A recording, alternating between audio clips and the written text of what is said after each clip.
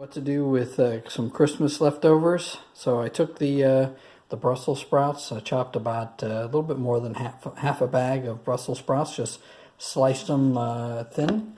So just cut the cores off and then and slice them down. I sliced up some Brie cheese, and then I'm going to add some mushrooms, some onions, a little bit of minced garlic, and then we're going to add some bacon and cranberries into the mix, and we're going to mix a little mozzarella in with the Brie cheese to give it a little bit more body. Okay, heat up the pan, get a couple of tablespoons of EVOO in there, and we'll put in the Brussels sprouts and we'll start to saute them, really looking for a sort of a caramelized texture when we're done. We're going to throw in a little brown sugar along the way with the onions as well. And next we add in some onions. We'll throw in the mushrooms. Again, we're just going to saute this up just for a little bit of caramelize on the onions and the Brussels sprouts, and get that flavor into the mushrooms as well. Recipe called for a cranberry drizzle. I've got some pomegranate juice left over from the sangria recipe, so we're going to go with that. 1 cup of the juice and a tablespoon of the brown sugar. So back to the main nacho dish. As this continues to brown up nicely, I also threw in a teaspoon of the minced garlic. And now I'm going to throw in some leftover bacon bits that we had from when we served the Brie initially.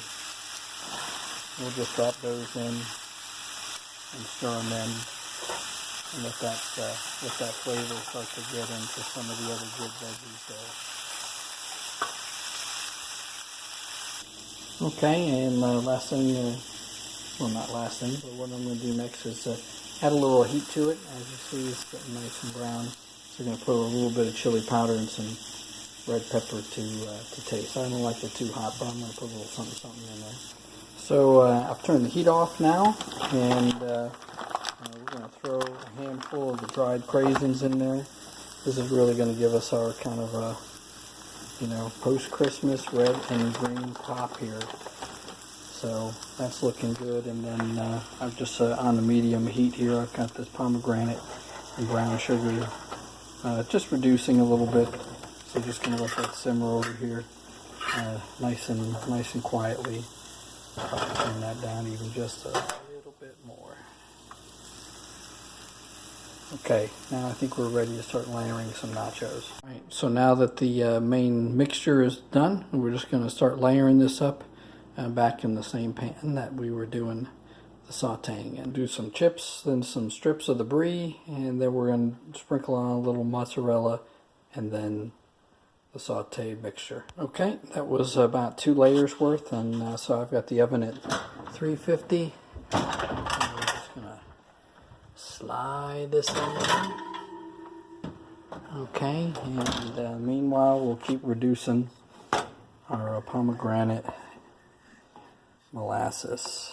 It's not really getting that thick, but we'll keep working on it. The finished product, you might even be able to hear it or see it bubbling just a little bit there.